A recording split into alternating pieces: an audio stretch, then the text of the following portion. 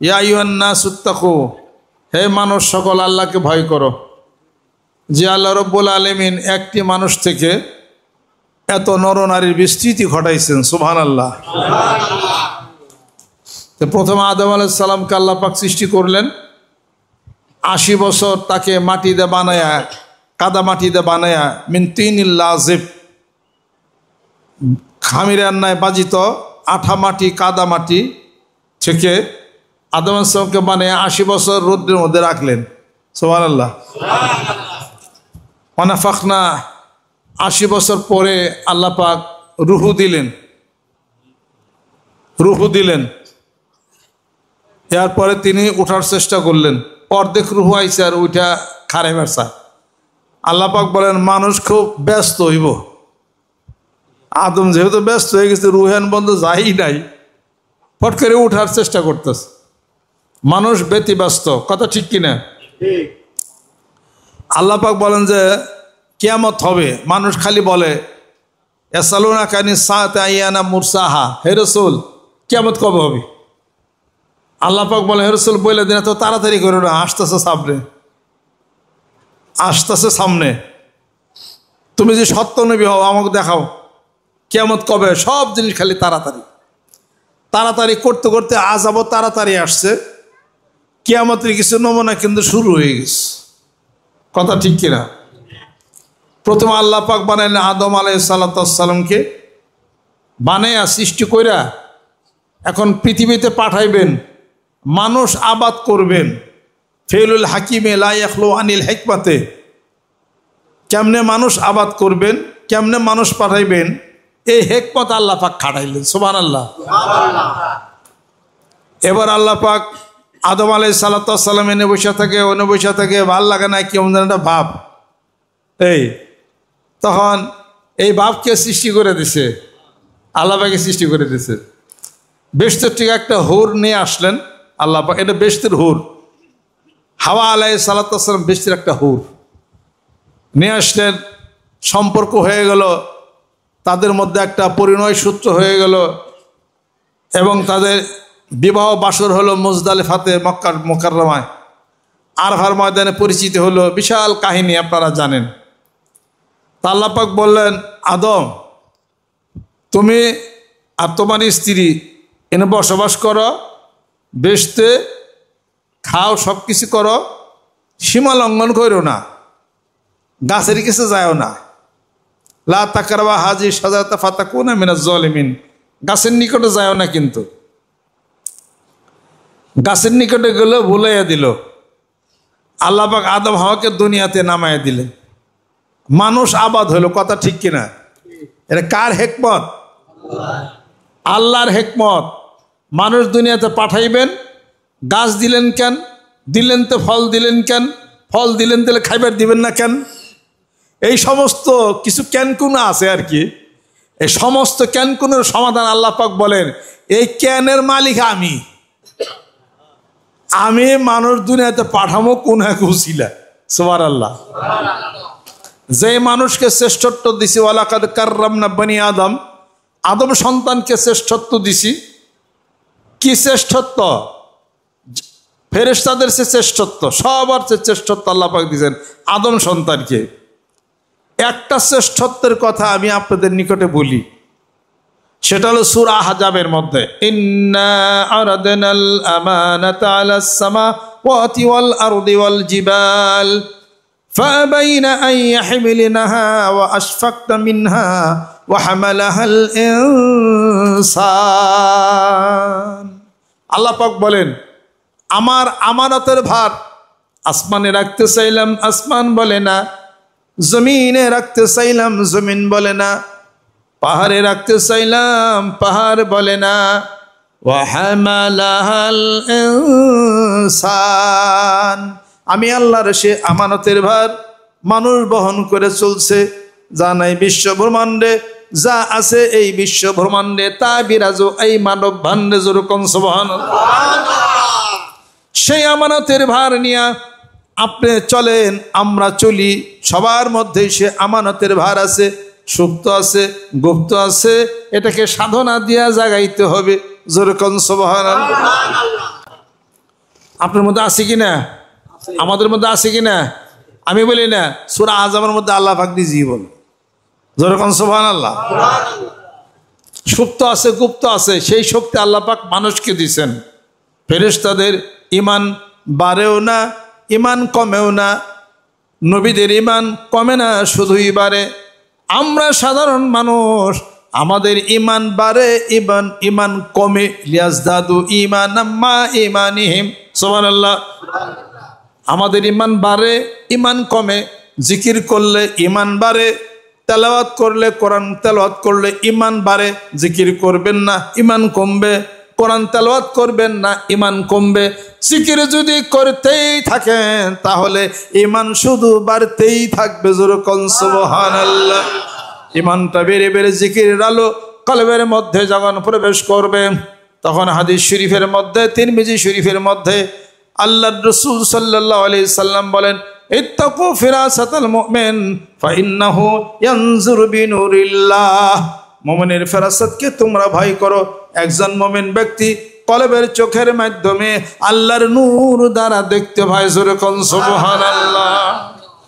এবার সংসার ধর্ম হয়েছে কিনা? বিবি বাল বাচ্চা হয়েছে কিনা? ব্যবসা বাণিজ্য হয়েছে কিনা? খন্তা কাশি কোদা লইল কিনা? এই যে চুলা টুলা জ্বালানি টালানি হইল কিনা? জমি জিরাত হইল কিনা? রাজনীতি হইল কিনা? কিছু মারামারি হইল কিনা? কুবাকুবি হইল কিনা? যেরকম ঠিক কিনা? এইগুলার পিছনে আল্লাহ পাক বলেন, আমি ওই ইয়ের থিকা, ওই বৃহস্পতি থিকা শয়তান প্রত্যেকটা মানুষের লগে লগে শয়তান এটা পাঠাই দিচ্ছে। এটা হলো পরীক্ষা। শয়তান কি? এটা হলো পরীক্ষা। শয়তান ধোঁকা দিবে। কিভাবে ধোঁকা দিবে? আশ-শাইতানু ইয়াইদুকুমুল ফাকরা ওয়া ইয়া'মুরুকুম বিল ফাহশাই ওয়াল্লাহু ইয়াইদুকুম মাগফিরাতান মিনহু ওয়া ফাদলা। আল্লাহ রাব্বুল আলামিন বলেন, শয়তান তোমাদেরকে ধোঁকা দিবে। মসজিদে টাকা দিও না, গরিবদেরকে টাকা দিও না, এরপরে কোনো মানুষকে দান খয়রাত করো না, যেহেতু তোমরা গরিব হয়ে যাবে, শয়তান ধোঁকা দিবে। মহান মাবুদ বলতেছে, দুনিয়ার মানুষ শোনো, তোমরা তো গরিব হবে না, আমি আল্লাহ আমার ফজল ও করমের দিকে প্রভাবিত করি, তোমরা ধনী হয়ে যাবে। জোরে জোরে কন্যা সুবহানাল্লাহ। শয়তান এই সমস্ত ধোঁকা দিবে। এই ধোঁকার থেকে নিজে বাইসা আসতে হবে, জিকির চালাইতে হবে। জিকির যতক্ষণ চলবে শয়তান আর ধোঁকা দিতে পারবে না। জোরে জোরে কন্যা সুবহানাল্লাহ। আর এই সমস্ত সব কিছুর হিসাবপত্র আল্লাহ পাক দুনিয়াতে আমাদেরকে পাঠাইয়া একটা রং মহলা বানাইছেন। সুবহানাল্লাহ। সংসার ধর্ম রং মহলা, ব্যবসা বাণিজ্য রং মহলা, সবই রং মহলা।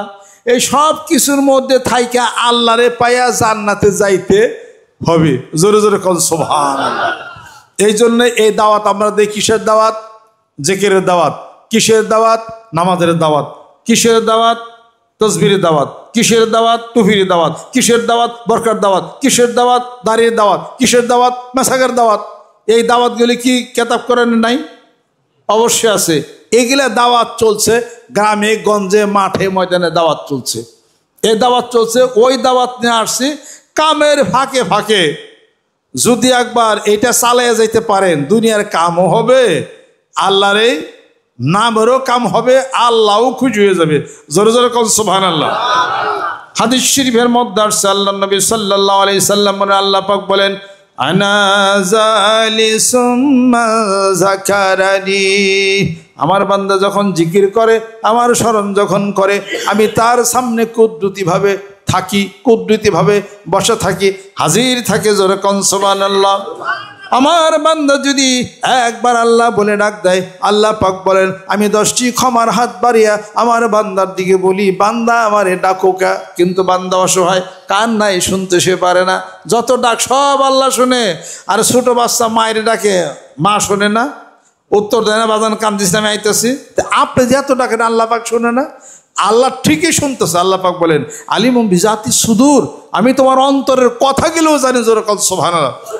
ওয়া ইযা সাআলাকা ইবাদি আন্নি ফাইন্নী করিব। অনবী বন্ধু, তোমার নিকটে মানুষ যখন জিজ্ঞাসা করে আমি আল্লাহর অবস্থান সম্পর্কে, আমি কত দূর, আমি কি দূরে, আমি কি কাছে কিনা, এই কথা যখন জিজ্ঞাসা করে, এক লোক এসে জিজ্ঞাসা করলেন, ইয়া রাসূলুল্লাহ, আল্লাহ রাব্বুল আলামিন যদি দূরে থাকে বলেন জোরে জিকির করি, আর যদি কাছে থাকে বলেন আস্তে জিকির করি। কোরআন শরীফ খুলে দেখেন, ওহির অপেক্ষায় আছেন। আল্লাহ রাব্বুল আলামিন বলেন, ও নবী বন্ধু বলে দিন, মানুষ যখন জিজ্ঞাসা করে আমি আল্লাহ সম্পর্কে, আমি দূরে না কাছে, আল্লাহ পাক বলতেছেন ও রাসূল বলে দেন আমি তো বান্দার অতি নিকটে আছি। জোরে কোন সুবহানাল্লাহ। কতটুকু নিকটে আছি? অন্যত্র বলেন, ওয়া নাহনু আকরাবু ইলাইহি মিন হাবলিল ওয়ারিদ, আমি বান্দার গর্দানের ঘাড়ের সাহারগের চেয়েও অতি নিকটবর্তী আছি।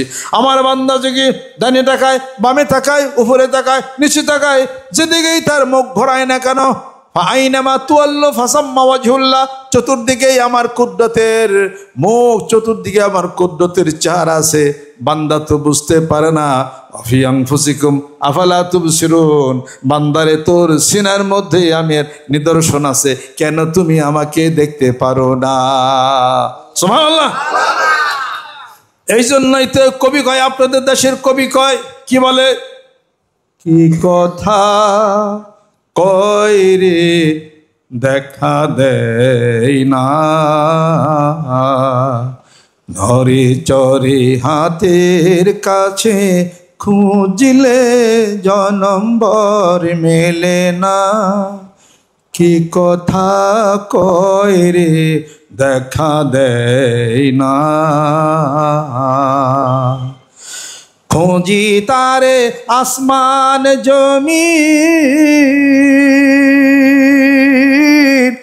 আমারে চিনি না আমি, খুঁজি তারে আসমান জমিন, আমারে চিনি না আমি। এ বিষম ভ্রমের ভ্রমী, এ বিষম ভ্রমের ভ্রমী, আমি কুঞ্জন শিকুন জানা। কি কথা কয় রে দেখা দেয় না, নরে চরে হাতের কাছে খুঁজলে জনম্বর মেলে না। কি কথা কয় রে দেখা দেয় না। সানুরিহিম আয়াতিনা ফিল আফাকে অফি আনফুসিহিম হাত্তা ইয়াতাবায়্যানা লাহুম আন্নাহুল হাক্কু। সুবহানাল্লাহ, সুবহানাল্লাহ। আল্লাহ পাকের সব কিছু, গাছে ডাইনে বামে সব কিছু তার অস্তিত্বের সব নিদর্শন রয়ে গেছে। আল্লাহর জিকির করেন, কলম ব্যাটারি ঠিক হয়ে যায়, সব ধরা ফেলে যাবে। জোরে জোরে কোন সুবহানাল্লাহ। আল্লাহ পাক যেন কবুল করে নেন, রহমত করে নেন, বরকত আল্লাহ পাক করে নেন। সবাই গায়ে গায়ে ডাইনে দোজান গোনার জন্য তওবা হবে, বৃষ্টি আসতেছে। কারণ আউযু বিল্লাহি মিনাশ শাইতানির রাজিম, बिस्मिल्लाहिर रहमानिर रहीम। तौबा किया मैं सब बुरी बातों से और सब बुरे कामों से, और बैत किया मैं ऊपर हाथ मोहम्मद मंजरुल इस्लाम सिद्दीकी खलीफा अलहाज हजरत मौलाना मोहम्मद अजहरुल इस्लाम सिद्दीकी साहिब के, आई मेरे मौला इस तौबा और इस बयात कबूल फरमा। अल्लाहुम्मा आमीन। रब्बना आतिना फिद दुनिया हासाना और फिल आखिरति हासाना व किना আযাবান নার। আল্লাহ বৃষ্টি ভিজা এই দিনে আল্লাহ তোমার আশিক, তোমার পাগলেরা, পুরুষ যারা আছেন, মেয়েরা যারা আছেন, আল্লাহ হাত তুলেছেন, আল্লাহ কবুল করে নাও, রহমত করে দাও, বরকত করে দাও, তোমার ওলি বানিয়ে দাও। এই এলাকার ঘরে ঘরে জিকির আল্লাহ তুমি পৌঁছিয়ে দাও, স্বামী স্ত্রীর দাম্পত্য জীবন সুখময় করে দাও। আল্লাহ যারা ক্ষতিগ্রস্ত ক্ষতি দিব পূরণ করে দাও, রহমত বরকত করে দাও। যাদের পিতামাতা আত্মহনন কবরবাসী হয়ে গেছেন তাদের কবরগুলোকে তুমি বেহেশতের বাগান বানিয়ে দাও। রব্বির হামহুমা কামা রব্বায়ানি সগীরা। আল্লাহুম্মা ইন্নী আসআলুকা মিন ফাদলিকা ইয়া মুকাল্লিবাল কুলুব সাব্বিত কলবি আলা দীনিক ওয়াফবিদ আমরি ইলাল্লাহ ইন্নাল্লাহা বাসীরুম বিল ইবাদ। আইলে আয়োজন যারা করেছেন কবুল করে নাও, এই মসজিদের সাথে যারা ভালোবাসা করে তারা কবুল করে নাও। সুবহানা রাব্বিকা রাব্বিল ইজ্জাতি আম্মা ইয়াসিফুন বিহাক্কি লা ইলাহা ইল্লাল্লাহ মুহাম্মাদুর রাসূলুল্লাহ। আসসালামু আলাইকুম ওয়া রাহমাতুল্লাহ।